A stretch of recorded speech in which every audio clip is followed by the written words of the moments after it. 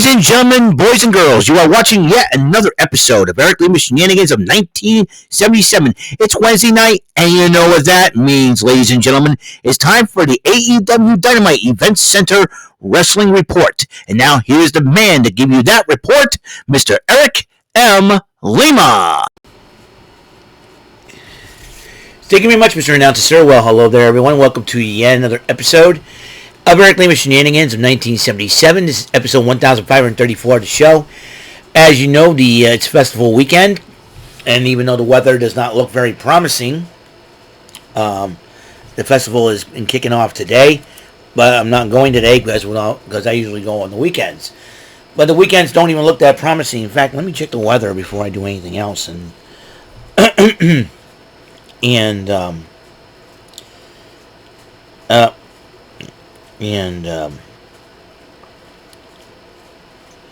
let's see. According to this, well, it's going to rain during the time I work, and that's about it. But that's tomorrow. But it'll be all day Saturday, unfortunately, and Sunday is going to get hot again, near 90, which I'll probably be more concerned about Sunday than I do tomorrow and Saturday. So we'll see what happens as far as how I'm going to approach the Wednesday Festival this week in that situation. So just stay tuned. There might be episodes of the Roadside Shenanigans. There might be episodes. So just it all depends on how this weekend's going to turn out. So so we're going to talk about what happened last night, though, at AEW Dynamite, the 10th. And as you know, the road to All In still continues, but I'm going to admit something right now. Excuse me. That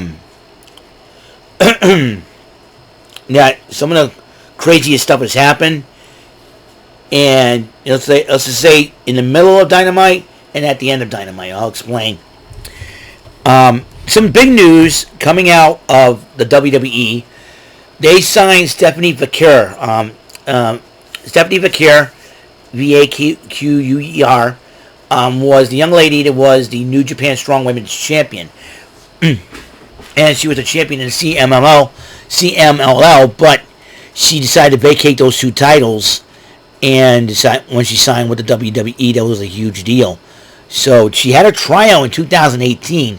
This is before the pandemic hit, but now, and she wanted to go to the WWE. So this was a huge opportunity. The WWE kind of noticed her on Forbidden Door, called up, and we know Julia's on her way. So Roxanne Perez is going to have a list of contenders. But Cora Jade's going to come back from injury.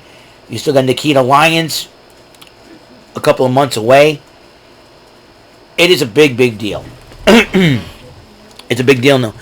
And there's rumors going around that according to a Facebook post, and I saw that the Motor City Machine Guns have signed with the WWE. If that's the case, the tag team division could get even higher, whether it be Raw, SmackDown, or even NXT. This is a huge deal. And with the TNA thing going on, the crossover with NXT, it's probably a big deal. And Will Ospreay kicks off AEW Dynamite, addresses MJF's actions from last week and what he said on this past Saturday on Collision.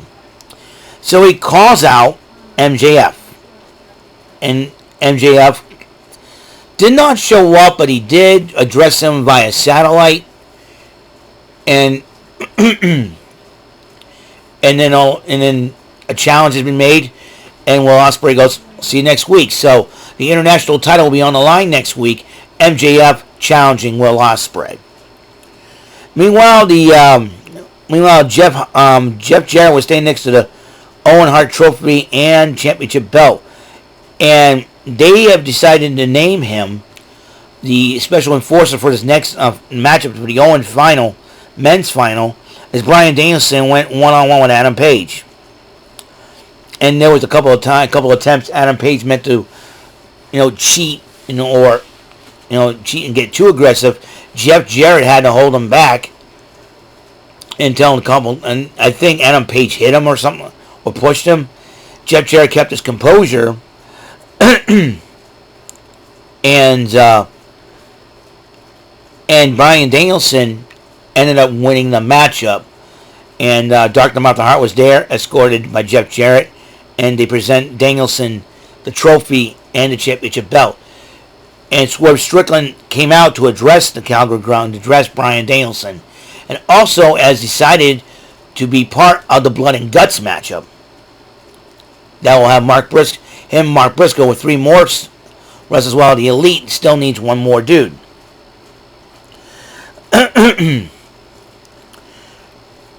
So, the Acclaim raps on the Young Bucks and the Elite, making fun of them. As you know, the Acclaimed is now number 1 contenders to the AEW World Tag Team Championship. And then, a Stampede Street Fight. Samoa Joe going up against Chris Jericho. This matchup went all over the building to the point where even Brian Keith and Big Bill helped out Jericho, but Jericho, they attacked Samoa Joe to the point where they did take out Hook, but now Samoa Joe was laying on a forklift. They put him on a forklift. Chris Jericho grabbed the forklift and drove it through a concrete, through a sheetrock wall, and that match ended up in a no contest. But he was taken out on a stretcher, and Jericho and his buddies from the Warning Tree went by. Disrespectful. A Global Glory 4-way. That means 4 wrestlers from international countries, and the winner of the match will have a number 1 contendership match for the international title. Claudio Castagnoli versus Pac. Castagnoli representing Switzerland, Pac representing England, Tomohiro Ishii representing Japan, Kyle Fletcher representing Australia, and Pac ended up winning the match when he addresses the Calgary crowd after the match, vowing to become the AEW International Champion. And I think this match is going to be happening all in. But then Paige approaches the Elite and says, anything we can do for you? And yeah, Blood and Guts, I'm in. So, the Elite's team's complete. Hangman Adam Page, Jack Perry, the Young Bucks, and Kazuchika Okada will be part of the Blood and Guts. So far, they got Mark Briscoe and Swerve Strickland, 2 world champions on the same team of Team AEW.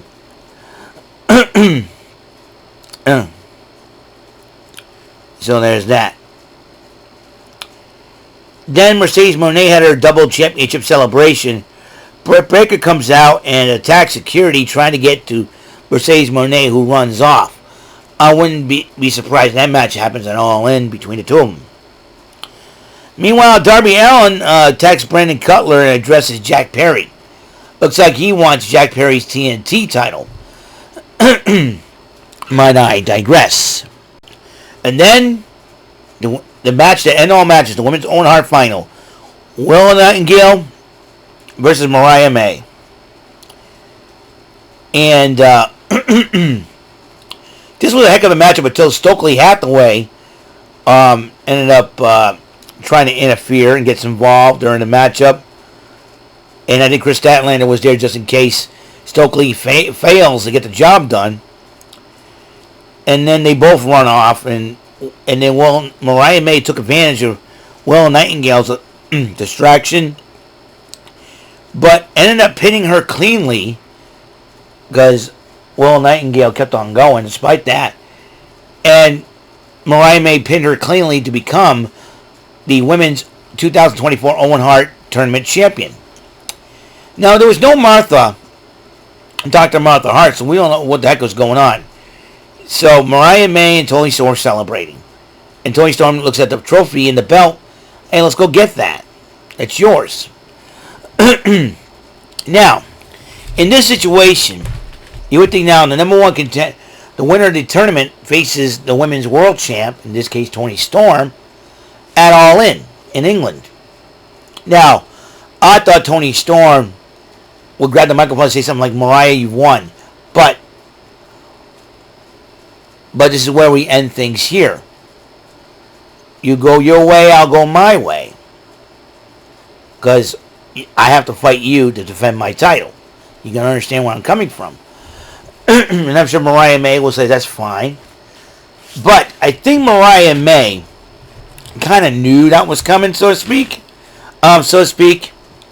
And Mariah May was grabbing the Owen Hart belt, the tournament belt, and ended up smacking Toni Storm in the face with it. I was shocked. I was like, whoa, because last night I was reacting to it on Chilling with Jordy. And I'll talk a little bit more about this on Rant and Rave tonight. And all of a sudden, as she was attacking Toni Storm, Luther tried to intervene. He gets nailed 3 times and went to a table for his troubles. And then the attack continued to the point where Toni Storm was busted open.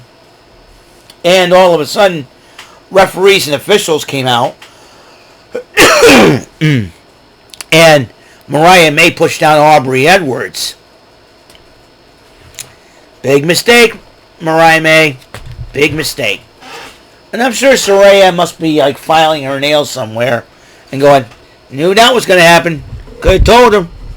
So, I would not be surprised if Mariah May aligns herself with Saraya. Because that would be another thing that, could happen. Or Mariah May will probably be looking out for herself. I asked myself, how does Mina Shirakawa feel all about this? Because Mina Shirakawa just became good friends with Toni Storm after the Forbidden Door title match. So, how is Mina Shirakawa handling this? I'm sure Mina Shirakawa down the road will have to fly back to the States and confront Miss Mariah May. We shall see what happens in the long run. Well, that is it. Episode 1534 of Eric Lima Shenanigans 1977 is complete. Next up will be the 96th edition of Press Your Luck. As you know, Press Your Luck, the 96th edition. And I'm going to do that. So, until the next episode comes rolling around, Mr. Announcer, take us home. That is all for today's episode. This is your announcer speaking for Eric Lima Shenanigans of 1977. A Big Beefy E, doing for Bob Saget Productions, and in association with a Raven Bofa Telepictures and Distribution. Thank you for watching today's episode. Tune in next time for another episode of Eric Lima Shenanigans of 1977. Goodbye for now.